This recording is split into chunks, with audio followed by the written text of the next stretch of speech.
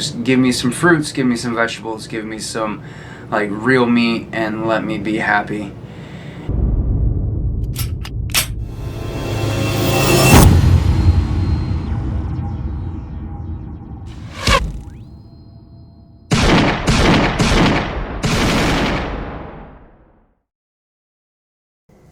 Well, hi guys, and welcome back to Tactical Review. In the cheat day video, when I was out for my morning walk, in that part that got all time-lapsed out, I mentioned that I actually had a lot to say in there, and for the sake of time, it all ended up on the cutting room floor. And a big portion of what I was talking about was actually how to figure out what your dietary needs should look like as far as your calorie intake and things like that. So because that's so critical to build your foundation, I didn't want to just throw it away. So I thought we'd just build a video with that. Anyway, let's get to it. I'm going to be dumping basic fitness and nutrition information. Okay. I call it basic. It's stuff I've picked up over the last dozen years or so. But it never ceases to amaze me that nobody's taught any of this. These are basic skills for keeping yourself in a general state of good health. Which is why, sadly, the modern American medical system is not designed to promote health. It is designed to create consumers. I'm not saying there's not good doctors out there, good nurses. Heaven knows that's not true. But the system as a whole is a drug dealership designed to create consumers. And if that steps on your toes, I'm sorry you feel your toes are crunched, but open your eyes, look around, look at things objectively, and then come back and tell me that it's not true. Okay, so anyway, I'm wanting to help you guys out, get you guys some information that you guys can use. Obviously, I hope that this is, my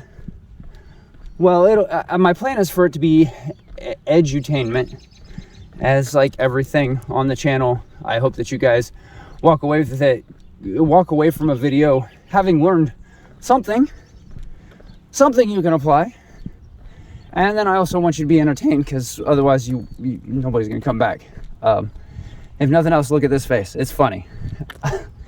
Probably the biggest question I'm asked constantly is some permutation of, well, what should my diet be? How much should I be eating? Etc. So let's go through that real quick. Let's start with our baseline. Our baseline is what I would call maintenance calories. Okay, I'm going to cut in here real quick. Maintenance calories aren't just what I call it, that's what it's called. I was in the middle of a walk, a little out of breath, oxygen not in the brain. Basically what I'm saying is calling maintenance calories your baseline. I'm saying you should probably start there. And obviously we're going to go into some stuff that we can get you, weight loss calories or weight gain calories if you just want to jump right into your goal.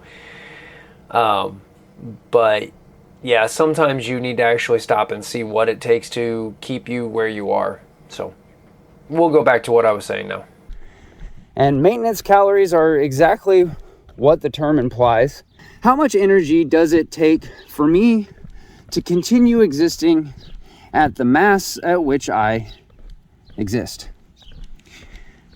So the basic formula for that is your current weight in pounds times 15 equals your maintenance calories for the day. And then give that a couple weeks and see where you're at if you're looking to maintain. All right, and at that point, we're talking minor course corrections where we're not having to make big adjustments. The other thing that I recommend when setting up your dietary intake is hit 1 gram of protein per pound of body weight a day. It's a touch more than the quote-unquote experts recommend, but then again, the experts have also been telling us for decades now that eating fat makes you fat. They've been telling us that salt is bad, but carbs are fine, but sugar's fine. Processed stuff is fine. Oh, sugar's not fine. Oh, this processed stuff looks like it might be causing cancer. Animal meat is bad. Eggs are bad. Eggs are good. Eggs are bad. Eggs are good. Okay, so I'm okay with not following the experts' recommendation. And that protein quantity will support your lean body mass, which is what you want to support. And as an example, okay, I'm going to put up on screen here. Early January, I don't remember if this is January 2nd or 3rd, it's up on screen. We've got Blair there. Blair at that point was around 178 and something in the neighborhood of 10 to 10.5% body fat. I don't have a specific there because I had not had a body fat check. My first body fat check was done in February, and I believe I was at 9.8%, 9.5%. I don't know. I'll put it up on screen. I've got to look it up. From there, my goal was to recomposition my body, which means not losing weight within, standard deviation. So I had to know my maintenance calories. But I also wanted to transition body fat. So as you can see on screen, basically through the month of June, I ended up here. At the beginning of June, I did have my body fat checked, and I was at 8.8%. I kind of decided at that point I did want to do a 1-month mini cut, and this morning's progress picture is now up on screen, and I measured in yesterday at 7.9% body fat. I did lose 4 pounds in that process. But weight loss, that's a good place to go from there, because that's what a lot of people want when they start looking at fitness and nutrition. So what should that look like? As long as you have less than about 50 pounds to lose, what you'll do is you will take your current body weight and either multiply that by 12. You can go as low as 10. Do not go any lower than 10.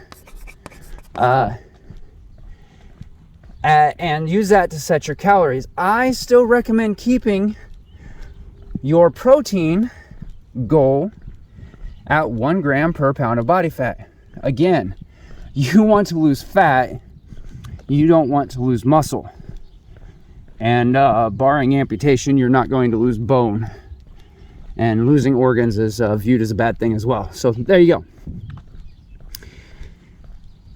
At the other end of the spectrum, if you are wanting to gain weight, and yes, that's a thing that some people want to do. That's actually where I'm going to be shifting to starting week after next.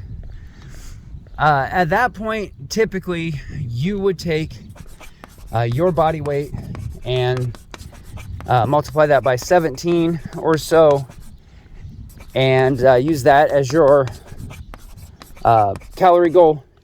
And for that, my recommendation is to set your protein goal at minimum at 1 gram for your target body weight.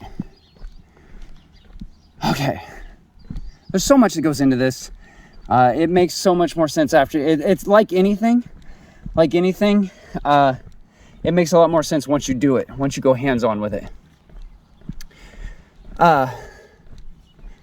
The other thing you can do, that's where I was going. The other thing you can do is you can just take your maintenance calories that you've already calculated, add 500 calories a day if you want to gain weight, subtract 500 calories a day if you want to lose weight, And everything I said about the protein stays the same.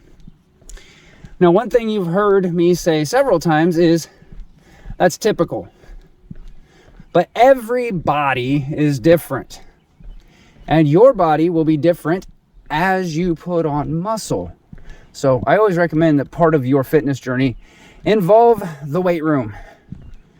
Because something I discovered in my own life, we all start out with, I want to lose weight. Okay, we don't all start there, but you know what I mean. Hasty generalization. And if we're not paying attention and we don't educate ourselves properly, most of us end up skinny. And we realize, oh, I didn't want to be skinny, I wanted to be fit. And that's not the same thing. So, begin in the weight room. Your protein is super important. Your total calories are important. But then as you change your body composition, you're going to find that your caloric needs may change because it takes calories to maintain muscle. So what am I blathering on about? Let me give you a real world example. At 170, mid 170 range, my daily calorie goal to maintain that weight by those numbers should be something around 2,700 calories. Through that entire recomposition period where my goal was to maintain my body weight, my actual calorie intake was somewhere more around 3,100 calories to not lose weight. Now, part of that was due to the muscle mass I've built over the last couple years. Part of that was due to the fact that I am active 7 days a week, even if it's just yoga and a walk. And part of that is due to the fact that as a distance coach, I do a lot of miles with my athletes. So your daily activity and your body composition will factor into those calorie goals. As a matter of fact, for the last 4 weeks, as mentioned, I've been eating at a deficit so that I could cut body fat a little bit more deeply. My weight cut calorie goal has been like 2,850, almost 2,900 calories. As you'll notice, that is more than what it should take for me to be maintaining weight. So you will have to experiment for your body type and for your personal build, and you may have to adjust that as you go. Guys, it's not quite as confusing as it sounds. I look up here on screen, I see I've been talking about this subject alone for like 6 minutes. It's a lot less complex in practice than it sounds just to explain it. But I plan on doing, hopefully I've done like a chalkboard thing so that we could just put this up on screen. You can go back, you can pause the video. All right, or down in the description, you can grab the First Form app. You can even have me as your advisor if you want. Just search for Tactical Review when it gets to the advisor assignment. And the app will help you figure all of the basics.